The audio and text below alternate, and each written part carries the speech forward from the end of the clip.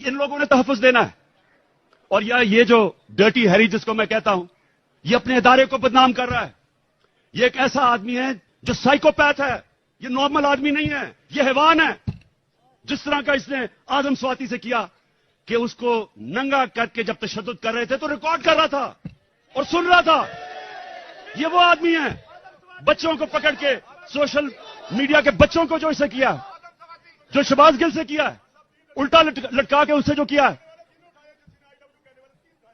इन्होंने social media के लोगों के ऊपर जो जुल्म किया, सहाफियों से किया, जो अरशद शरीफ से किया, अब लोगों को पकड़ पकड़ के वो जो जावेद बेचारा चौकीदार, उसको उठा के ले गए, उसको नंगा किया, उल्टा लटकाया। एक तो ये साइकोपैथ, नंगा करने का इसको बड़ा शौक है, ये नॉर्मल नहीं है, इसका ज़हनी तवाज़ुन ठीक नहीं है। नंगा करके फिर उसको एक चरपाई के साथ बांधा, कुत्ते की तरह उसको जंजीर बांध के चरपाई के साथ 3 दिन बांधा। कौन करता है अपने लोगों से ऐसे? इदारे को ये बदनाम कर रहा है और ये लोगों ने मेरी हिफाजत करनी है। खतरा ही इन लोगों से है।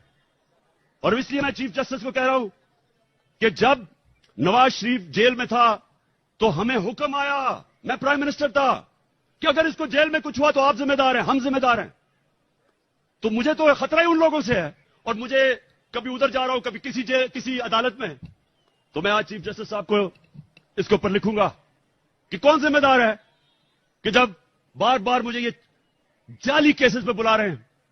और जब भी मेरा केस हो, और मैं चाहता हूं कि सारी कौम के सामने आए कि इमरान खान के ऊपर कौन से केसेस है, ताकि पता तो चले कि ये डाकुओं के अरबों रुपए के केसेस, हर किस्म का जुर्म किया है, वो माफ हो रहे हैं। और 74 केसेस मेरे ऊपर बना चुके हैं अब तक, और मेरे लोगों के ऊपर।